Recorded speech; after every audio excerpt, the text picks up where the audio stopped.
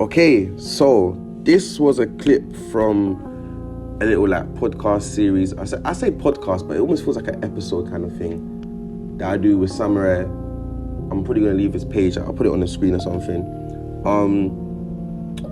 And yeah, we're just talking about if unconditional love exists and like how our upbringing can affect how we love and stuff. Just a good back and forth conversation.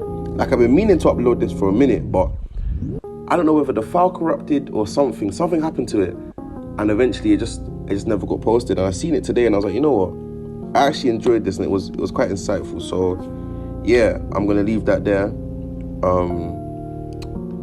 So yeah, that's it. Well, make sure you go follow Samurai's channel as well. I forgot to say that.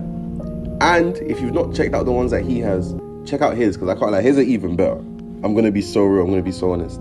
Like he's a very interesting arc of his life. His life is very interesting. So yeah, go follow that. Okay, yeah, literally just came down. So yeah, that's it.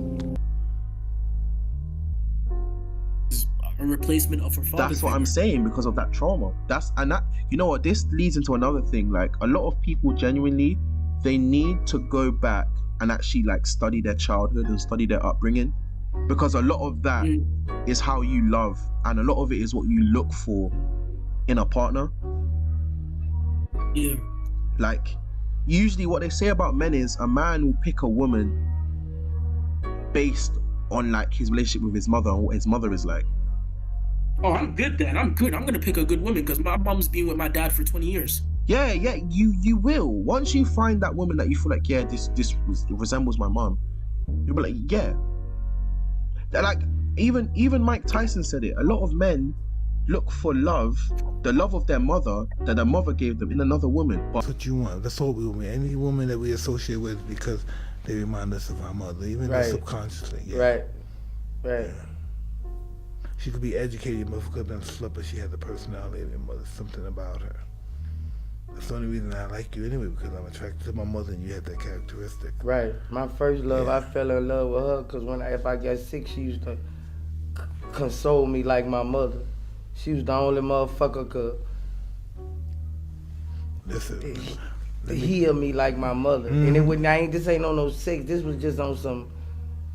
Listen, I know you said no sex, but know why it didn't work?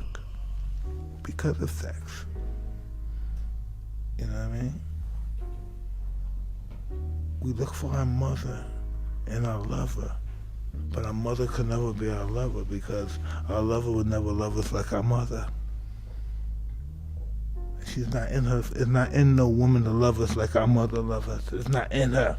Don't care how much the slave shit, don't care how many people she fuck for you, bring in the money. It's not in her to love you like your mother loves you. Eventually she'll turn her back on you. That's crazy. Eventually she'll turn on you, nigga. You treat her like a dog, you turn on love her you. like your mother loves you. That's the song. in most cases, it's hard to find, because I'm a believer that unconditional love does exist to an extent. I just think majority of women will not love you unconditionally. I don't believe it exists. I think if unconditional love exists, it would be almost psychopathic. I think it's a good thing if love has conditions. What, in all aspects of life? Because your mom just loves you because you're her son. Nah, I like, even that, I wouldn't want that. If I became a horrible, despicable person, I wouldn't want my mom to stop loving me. You know what? I agree with it, because if my mom still loved me, and I'll be honest, not that I blame her, but sometimes I wish like my mom just kind of would just say some shit like, I'm fucking disappointed in you, or like, I hate you. And I know this is gonna sound weird to people, but it would make me wanna like be so much better. Now I'm in a state where I don't need it. Like now anything that I do, I dream. I always like envision it in some point of the day. I always envision like buying my mom a house, like flying my auntie out, like doing all stuff like that. But when I was in my sheep stage and my stage of unknownness, like what I call it, if my mum did like project some of those harsh thoughts onto me, I do think I could have thought differently. I do agree with you. Yeah, because at the end of the day, like, love, like this idea, like even when it comes down to like, oh, you love this girl, no you don't, bro. Like love is an action, you know, it's not a feeling. That's what we confuse, right? Women think love is a feeling, men naturally usually think love is an action. So when a man tells you he loves you, he's gonna act like he loves you. He's gonna put in those actions. Whereas, like me and Richmond have experienced, girls can literally tell you they love you, and then the next day tell you they hate you, and then the next day tell you they like. It's a feeling. So if you think love is a feeling, then that feeling's up and down. Versus if you think it's an action, you can choose to not love someone. That is because your actions determine whether you love someone, right? Like I could say I have love for Rise of Richmond. How do I show that? Well, I talk to him. I ask him how he's doing. Yeah, like we talk like outside of this. You feel what I'm saying? Exactly. If I said I had love for Rise of Richmond, but I never did any of these things, but I just said I love him out of the feeling I have for him, that's not love. Yeah, nah, it's not. There has to be some form of like. But you see, now you know what, you've just said something very interesting that I've never like dabbled into in my head. Yeah, is love an action or feeling, or is it a mixture of the two? I think it depends on your energy, right? I think a person who's in his masculine energy will think it's an action, and a person in their feminine energy will think it's a feeling. That's why, like, if a girl tells me she loves me and the next day she tells me she hates me, I won't care. Like, I genuinely won't care, because I'm like, oh yeah, because that's your understanding of love.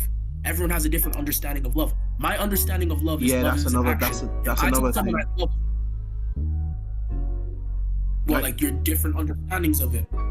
Yeah, like I've always said love is so hard because everyone's perception of love is so different. That's why I don't even, sometimes I've had people tell me they love me. I kind of don't like it because it's like, cool, I appreciate that, but what is your perception of love? Because mine runs deep.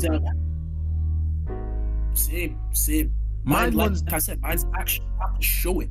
Yeah, like, even like, I ain't gonna lie, like, when I fall out with somebody that I care about a lot, yeah, like, it pains, like, I feel pain, like, but to me, the fact that I feel that pain, it lets me know, yeah, I actually love this person.